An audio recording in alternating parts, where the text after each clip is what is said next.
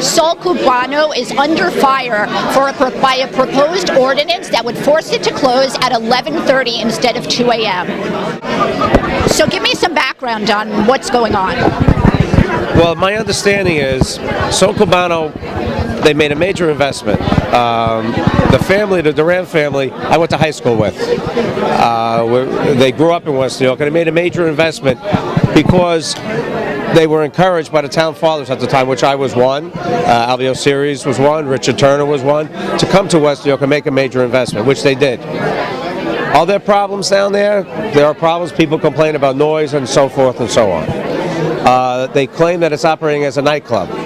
Well, there's an ordinance that prohibits any live music anywhere in West New York.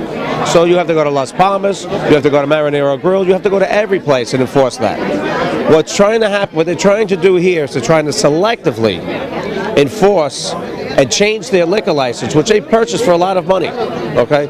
And they are selectively doing it because they've excluded P.F. Chang's. They had the town engineers measuring the distance in order to exclude P.F. Chang's so they can stay open until 2 o'clock. That's not the right way to govern. That's not proper. I mean, there are issues that have to be dealt with. And you should put the onus on the Duran family and say, listen, if you're going to operate your business in such a way, we're going to bring you up on charges ABC and bring up on charges, and then they risk losing their liquor license. But to selectively legislate and to just pinpoint one business, that's not the way the United States operates. That's not the way it should be operated in West New York.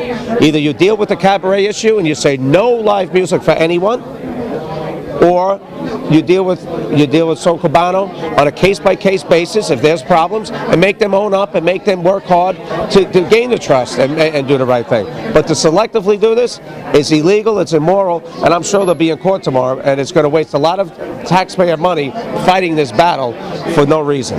So do you feel that Son Cubano is being singled out on this? Absolutely, 100%. Absolutely. I mean, it's very specific. The ordinance is very specific. It excludes P.F. Chang's. If you're talking about the whole controlled waterfront, why not include P.F. Chang's? Why exclude them? Okay? Because they're singling out Son Cubano, and that's not the way you operate. That's not how government works.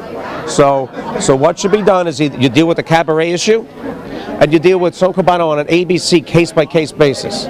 And you build up a case. It's like if you have a job, progressive discipline. You just don't come in and you have progressive discipline. The same thing happens with this. But to selectively go after one business and limit their hours after they made a major investment is immoral, illegal, and unethical. And what do you think the reason is for singling them out? Well, there's lots of residents in the building upstairs who complain, and they have issues, which nobody's denying, and I'm not saying they're wrong. I don't live there, and I understand where they're coming from. That's one issue. What other issues there are, I don't know. I mean, I don't know